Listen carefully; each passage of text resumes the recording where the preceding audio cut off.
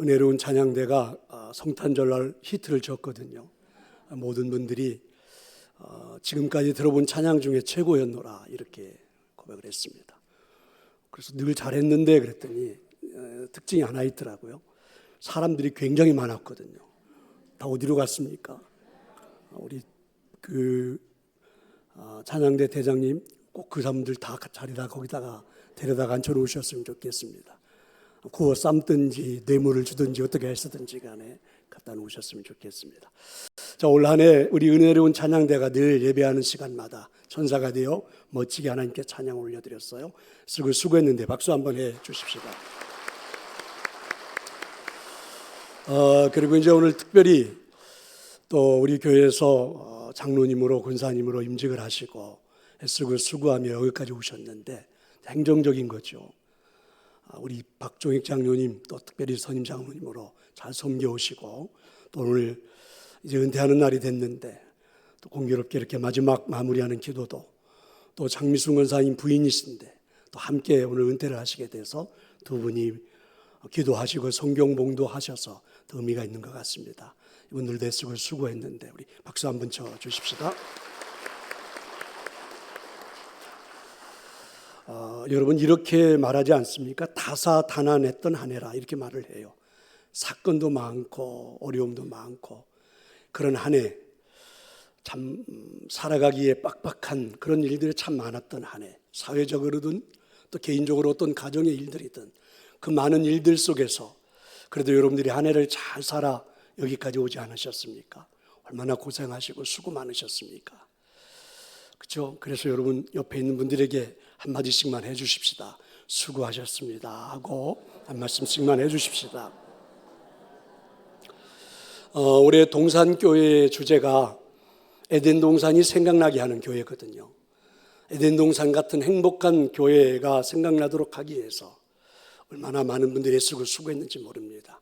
우리 교회는 11개 이원에 32개 부서가 있습니다. 에덴 동산처럼 행복한 신앙생활을 할 수 있도록 이 부서에서 애쓰고 수고한 많은 분들이 함께 움직여서 올 한 해를 이렇게 복되게 만들어 온 줄로 저는 그렇게 믿습니다. 교회 사역이 참 만만치가 않은데 그렇게 수고하신 분들이 많습니다. 자, 여러분 옆에 부장님, 총무님, 사역자들이 다 앉아 있을지는 모르지만 그래도 이 시간 우리가 한마디 정도는 해주셔야 되지 않겠습니까? 수고하셨습니다 하고 한마디씩만 옆에 있는 분들에게 해주십시다.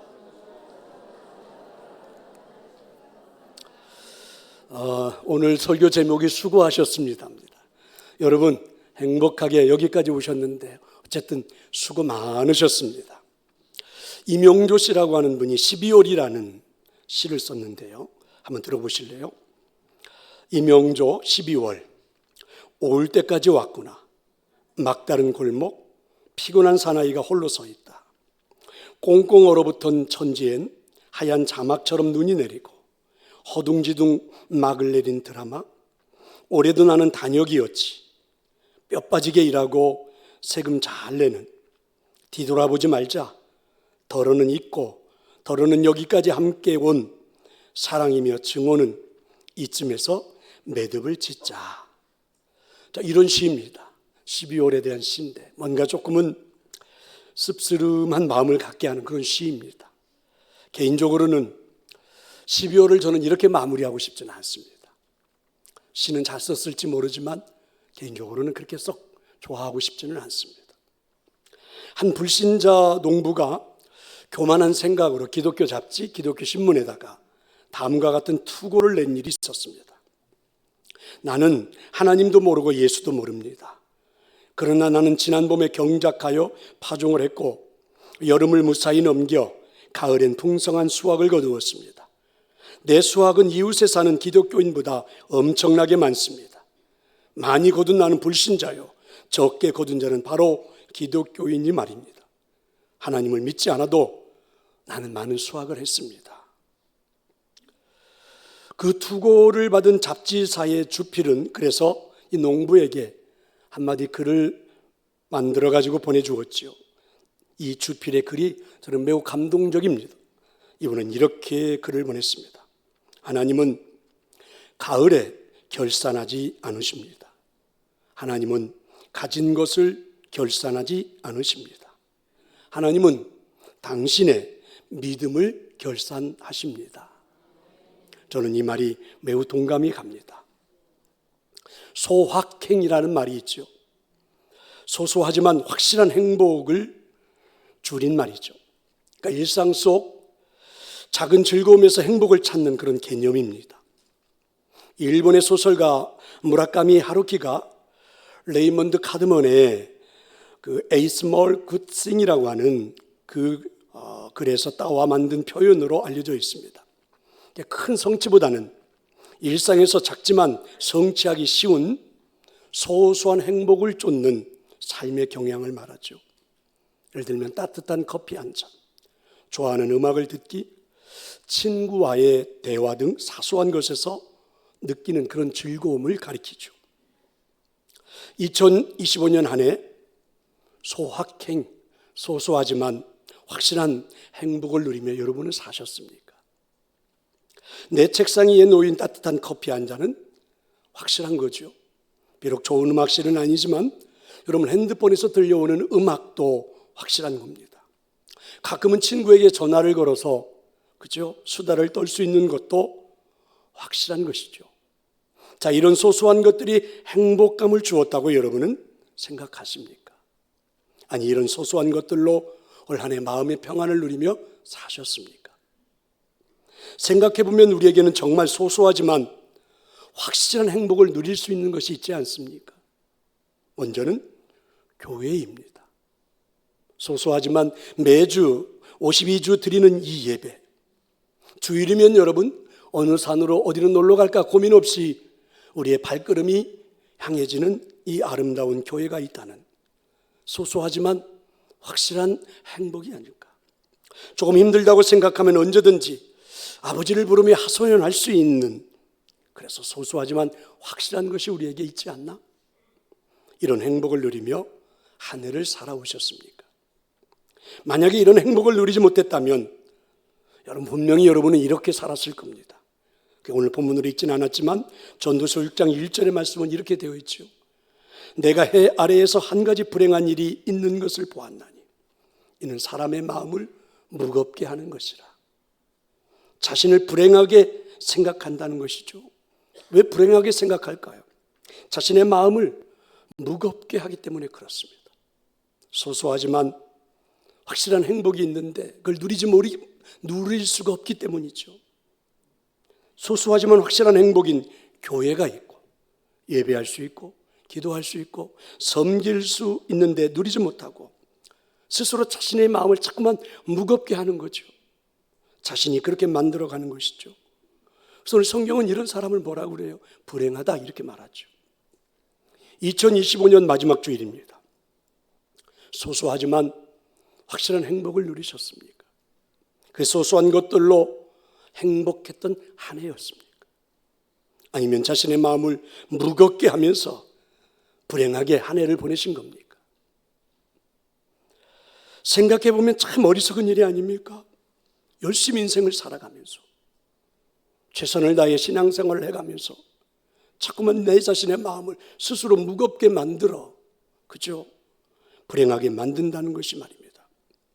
결국 마무리하는 시간에 우리가 생각해 보아야 하는 것이 있죠. 그게 뭡니까? 믿음이 아닐까? 믿음. 나의 믿음을 점검해 보아야 하는 것이 아닐까? 하나님은 우리에게 선물을 주십니다. 어떤 선물입니까? 19절 중간쯤에 이렇게 말하죠. 제 몫을 받아 수고함으로 즐거워하게 하신 것은 하나님의 선물이라. 하나님 우리에게 주시는 뭐가 선물이 있다는 것이죠. 그 선물은 각자에게 주시는 제 몫을 받아라는 말씀처럼 몫을 받아 수고하고 즐겁게 사는 것이죠. 무슨 말씀입니까? 우리 개개인은 하나님에게서 받은 몫이 분명히 있다는 것이죠. 그런데 그 몫을 받아 여러분 수고할 줄 알고 즐겁게 살아가는 거죠. 생각해 보세요. 선물을 받고 행복하지 않는다는 것은 그렇죠. 그것도 하나님이 주신 선물인데 말입니다. 그런데 이렇게 행복해 하는 것, 하나님 주신 이 선물을, 나에게 몫으로 주신 선물을 받아서 우리가 행복하게 살아가는 것도 사실은 믿음이 있어야 한다는 거죠. 하나님을 신뢰할 수 있어야 가능하다는 것입니다. 예를 들면 2025년이라는 시간은 하나님이 누구에게나 몫으로 주신 겁니다. 그 몫을 받아서 수고하면서 사는 것은 매우 자연스러운 것이죠. 왜 그렇습니까? 하나님이 주신 선물이기 때문에 그래요. 그래서 여러분, 이렇게 살아온 이 한 해 2025년 마지막 주일을 들은 이 시간, 우리 가슴이 감동에, 감격에 뜨거운 가슴을 가지고 예배하는 것은 당연한 것이 아닐까. 여기에 무슨 털을 달 수가 있겠습니까? 이런 걸 뭐라고요? 믿음이라고 하는 것이죠. 그래서 하나님은 오늘 이 시간 우리에게 이런 믿음을 좀 결산해 보고 싶다. 이게 오늘 말씀이죠. 저는 여기서 조금 더 깊이 생각해 보고 싶은 것이 있습니다. 이 말씀을 들어가기 전에 이런 것부터 한번 여러분이 시작해 보면 어떨까? 예를 들면 하나님께 우리가 각자가 받은 몫이 존재한다고? 정말이야? 그런 것이 있었어? 와, 대박이다. 자, 이러면서 예배했으면 좋겠습니다. 아멘을 안 하십니다. 대박이 됐으면 좋겠습니다. 자, 하나님은 그럼 우리 각자에게 구체적으로 어떤 몫을 주셨을까? 자, 18절의 말씀이에요. 같이 한번 읽어볼까요? 사람이 하나님께서 그에게 주신 바, 그 일평생에 먹고 마시며 해 아래에서 하는 모든 수고 중에서 낙을 보는 것이 선하고 아름다움을 내가 보았나니 그것이 그의 몫이라. 하나님은 분명히 그것이 그의 몫이로다. 그러니까 우리 각자에게 몫을 주셨다, 이렇게 선포하셨어요. 아니, 주셨습니다. 그렇다면 하나님 우리에게 주신 그 몫이 무엇입니까? 하나는 일평생 먹고 마시며 수고하는 것입니다. 왜 아멘은 안 하십니까? 하나님이 여러분에게 몫으로 주셨다고 하는데, 또 하나는 그 수고로움 속에서 즐거움을 누리는 것입니다. 각자에게 하나님이 주신 선물, 몫입니다. 생각해 보면 너무 중요한 말씀이 아닙니까? 내가 살아서 여기까지 온 한평생이라는 시간은 하나님이 내 몫으로 주신 선물입니다. 그 선물의 내용은, 그 몫은 먹고 마시며 수고하는 것입니다. 여러분, 이해가 되십니까? 그렇게 얼굴들이 환하게 펴지지는 않지만 그래도 하나님의 각자에게 주신 몫의 선물이기 때문에 여러분, 외면할 수도 없어요. 우리가 안 받을 수도 없어요. 거부할 수도 없어요. 물론 먹고 마시기 위해서 한평생 수고하면서 일을 한다는 것이 선물이라고? 이런 의문을 제기할 수는 있겠지요. 성도 여러분, 누가 나를 대신해서 일평생을 살아줄 수 있습니까? 아닙니다. 순전히 이것은 나의 몫입니다. 내가 살아야 하는 것이에요. 누가 나를 대신해서 일상 하루를 살아준단 말입니까? 2025년은 내가 살아온 거예요. 하나님 주신 몫을 가지고 내가 산 것이에요. 어떻게 살았든지 말입니다. 무슨 말입니까?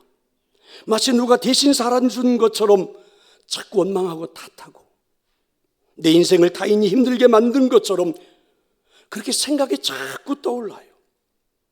물론 그럴 수는 있겠지요. 그런 마음이 들 수는 있겠지요. 그래도 2025년은 내 몫으로 하나님께 받은 선물입니다. 내 것이에요. 내가 산 것입니다. 힘들었던지 아니면 좋았던지.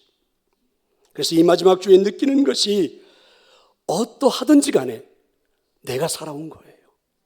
내 몫이었던 것이에요. 그것도 하나님 내게 주신 최고의 몫으로 주신 선물과도 같은 것입니다. 그런데 일상을 왜 우리는 선물이라고 생각하지 못할까? 먹고 마시며 수고하면서 일평생을 사는 것을 왜 선물이라고 생각하지 못할까? 결국은 믿음이죠. 결국은 믿음입니다. 그래서 하나님은 우리의 믿음을 결산하지 않을까? 이 마지막 주 가장 중요한 것이 그래서 믿음의 결산이 아닐까? 또 하나는 그 수고로움 속에서 즐거움을 누리며 살고 있는가? 먹고 살기 위해서 열심히 일한 수고로움을 성경은 하나님이 내게 주신 몫이라고, 그래서 그게 선물이라고 이렇게 말씀하시죠. 중요한 것은 그 선물을 받고 어떻게 살아왔을까? 좀 더 깊이 묵상해 본다면 사람은 먹기 위해서 수고할 수밖에 없는 인생이죠. 그래서 물론 가끔은 수고로움에 지칠 때도 있습니다. 먹고 사는 것이 여러분 어디 보통 일입니까? 정말 수고하지 않으면 살아낼 수 없는 것도 사실이죠. 창세기 3장에 네가 이마에 땀을 흘려야 먹으리라, 이렇게 하나님이 우리에게 선포하신 거거든요. 그러니까 먹고 산다는 것이 그렇게 힘든 것은 사실입니다. 우리 각자가 다니고 있는, 일하고 있는 직장은 달라도 직장 안에서 일하는 모든 사람들의 고민은 거의 비슷하지 않습니까? 경쟁하고 시기하고 다투고 분쟁하고 조금이라도 더 갖고 싶고, 이제 이게 우리가 직장에서 정말 치열하게 살 수밖에 없는 우리들의 모습이죠. 가정생활은 어떻습니까? 갓난 아이가 태어났을 때는 얼마나 어린 시절 그 아이가 귀엽기만 합니까? 그런데 이 아이들이 여러분 10대가 되면 갑자기 귀신 들린 것 같아지지 않습니까? 어디서 저런 애가 나왔는지, 아니 어떻게 저가 내 딸이고 내 아들인지, 그런 상태로 몇 년이 가요. 도저히 어떤 때는 희망이 없어 보이는 것 같아서 부모들이 가슴을 치며 속을 썩이기도 해요. 중년과 장년의 어려움들은 없습니까? 대학을 들어간 아이들, 결혼을 시켜야 되는 아이들, 얼마나 어깨가 무겁습니까? 좋은 짝을 만날 수 있을까? 애들이 짝을 만나서 결혼하면 행복하게 살아갈 수 있을까? 참 고민도 얼마나 많은지. 그럼 노년은 어떻습니까? 여러분 언제나 늘 노년이 되고 나면 질병에 대한 두려움이 있죠. 여기저기 안 아픈 데가 없어서. 자녀들한테 버림받을까 봐 두렵고, 이내 가난해질까 봐 가난에 대한 두려움이 있고, 생각해 보니 우리들의 인생은 계속해서 수고로 가득 차였었던 것이죠. 그런데 이런 우리를 보고 하나님은 이렇게 선포하라고 말씀하십니다. 일평생 먹고 마시며 살아가기 위해서 수고하는 것은 하나님이 내 몫으로 주신 선물이다. 선물을 받은 이상, 하나님이 그것도 주신 선물이니까 선물을 받은 이상 우리들의 반응은 뭐라고요? 즐거워해야 한다는 것이죠. 그런데 우리는 자꾸만 딴 생각이 우리의 가슴을 파고 들어와요. 이런 생각이 사로잡히지 않습니까? 먹고 마시기 위해서, 마시며 살아가기 위해서 수고하는 것이 즐거움이 되는가? 수고하면서 사는 것이 어떻게 즐거울까? 이게 하나님 주신 선물이라고 믿어야 되는 걸까? 이것이 내 몫으로 주신 하나님의 선물이라고 감사하면서 살아야 하는 것일까? 막 이런 회의감, 이런 생각들이 우리 마음을 혼란스럽게 하죠. 우리가 사는 사회는 우리가 그렇게 한 것이 아니죠. 이 사회는 나도 모르는 사이에 경쟁을 만들어 놓았습니다. 그래서 그 경쟁 구도 속에서 우리는 먹고 마시기 위해서 일을 해야만 합니다. 예를 들면 나는 오늘도 김치찌개로 맛있게 먹고 행복하다고 생각하는데 자꾸만 가족 식구들이 옆집에서 먹고 있는 소고기를 먹고 싶다고 불평을 하죠. 왜 우리는 맨날 이런 것만 먹어야 하느냐고 불만하는 순간 하나님의 선물이라고 느껴지지가 않아요. 인간의 죄성이 살아나기 시작하죠. 오히려 이런 생각이 듭니다. 이것은 돼지고기를 넣은 김치찌개는 내 몫으로 주신 하나님의 선물이다, 이렇게 생각할 수가 없다는 것이죠. 그 순간 오히려 하나님에 대해 불공평하게 느껴지기 시작합니다. 하나님 왜 나한테만 자꾸 이러시는 겁니까? 원망의 감정이 생기죠. 그러니까 이게 우리가 현실의 구조죠. 우리가 살아가는 삶의 구조입니다. 그래서 2025년을 열심히 살고도 행복하다는 말을 못하는 것은 아닐까? 수고했다고 말하지 못하는 것은 아닐까? 자꾸만 옆에 있는 사람을 보면서 여러분 회의감이 들고 부족함이 느껴져서 그렇게 열심히 한 해를 살아왔는데 수고하셨어요. 그 한마디를 왜 우리는 못하는 걸까? 사실은 그 한마디 들으면 그죠? 힘들었던 모든 것들이 다 지나가 버리고 위로가 되고 힘이 되는데 왜 그 한마디를 못 던질까? 수고했어요. 수고하셨어요. 애쓰셨어요. 그 한마디를. 그러니까 여러분 우리가 자꾸만 그런 말 한마디를 하지 못한 채 부족함을 느끼면서 비교의식 속에 죄성을 가지고 살아가는 것을 오늘 우리가 본문으로 읽지는 않았지만 6장 1절은 매우 적절하게 표현을 해놓았어요. 이렇게 말씀합니다. 오히려 내 마음을 무겁게 만들어 불행을 자초하는 것이라고 말입니다. 우리가 사는 세상은 하나님을 모르기에 그런 경쟁의 구조를 만들어 놓았는지 몰라요. 하지만 하나님을 섬기며 살아가는 우리는 그 구조 속에 아무리 살아간다 한들 잊어버려서는 안 되는데 그만 은혜를 잊어버리는 경우가 있죠. 그래서 여러분 이 마지막 시간, 이 마지막 주일은 회복을 하는 시간입니다. 다시 돌아가는 시간입니다. 왜 그렇습니까? 우리에게는 소소하지만 확실한 행복이 있지 않습니까? 하나님이 주신 선물이 우리에게는 확실하지 않습니까? 시간, 수고로움, 즐거움, 내 몫으로 주신 확실한 소소하지만 분명한 행복이 있지 않습니까? 경쟁으로 얻어진 게 아니죠. 하나님이 우리에게 행복을 누리며 살라고 주어진 선물입니다. 아멘으로 받을 수 있기를 축원합니다. 2025년은 하나님이 내 몫으로 준 시간을 우리가 살아온 거고 하나님 주신 내 몫으로 먹고 마시며 수고롭게 일해온 시간입니다. 소소하지만 확실한 행복이 아닌가? 그렇다면 즐거워하는 것이 맞습니다. 마무리는 행복하게, 즐겁게, 감사하면서 그게 하나님의 뜻입니다. 이런 걸 뭐라고요? 믿음 생활, 이런 걸 뭐라고요? 신앙 생활, 이렇게 말합니다. 여러분 어떻게 생각하십니까? 정말 이렇게 은혜로 마무리하면 참 좋지 않겠어요? 이렇게 은혜로 마무리하지 않으면 반드시 우리 마음속에 악한 사탄이 파고들어와 이렇게 우리의 생각을 휘어잡지요. 세상의 구조로 세상 사람들이 시각으로 내 자신의 마음을 스스로가 무겁게 하면서 지지리도 복이 없는 사람, 나는 한 번도 복을 누려보지도 못한 사람, 이렇게 자신을 스스로 정죄하면서 마무리하겠죠. 그렇죠? 얼마나 안타까운 일입니까? 여러분 이런 게 있죠. 내가 결혼을 하면 행복할 것이다 이렇게 말하죠.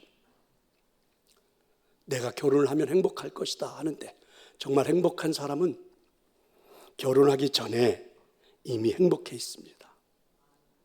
무슨 말입니까? 저 몰랐는데 살아보니까 그런 것 같아요.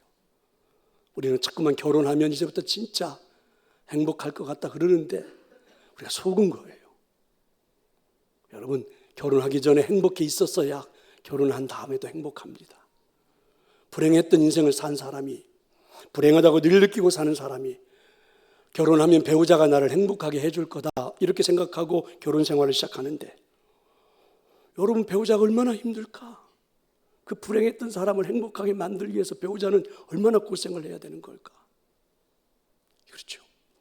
혹시 오늘 이 자리에 결혼하지 않은 처녀 총각이 있다면 오늘 제 말 잘 들어보세요.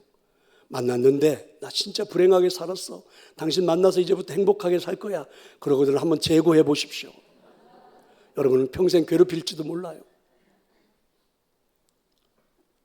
불행한 사람이 결혼하면 행복해질 것이다. 아니에요. 절대로 그렇지가 않습니다. 착각입니다. 존재 자체의 행복을 알고 있어야 어떤 상황, 어떤 여건 속에서도 행복을 만들어내는 거죠. 여러분 큰 집을 사야 행복해진다? 좋은 자동차를 가져야 행복해진다? 아닙니다. 행복한 사람이 좋은 자동차, 좋은 집을 가져야 더 행복해지는 거지. 맞지 않습니까? 행복한 존재라는 믿음이 없다면, 그렇죠? 하나님이 2025년 내게 몫으로 주신 그게 선물이라는 내 존재에 대한 인식이 없다면, 그죠? 결코 우리 인생은 행복으로 만들 수 없어요. 6장의 1절처럼 늘 불행으로 만들겠죠. 그래서 이제 마무리합니다. 저는 이렇게 선택하고 싶습니다. 저는 소소하지만 확실한 행복인 하나님이 내 몫으로 주신 선물이 저를 행복하게 하실 것이라고 믿습니다. 저는 그렇게 선택하겠습니다. 일평생 먹고 마시며 수고하는 것을 즐거워하면서 살겠습니다. 2025년 수고스럽지만 열심히 사역한 한 해를 행복했다고 하나님 앞에 고백하며 마무리하고 싶습니다. 어떻게? 믿음으로 말입니다.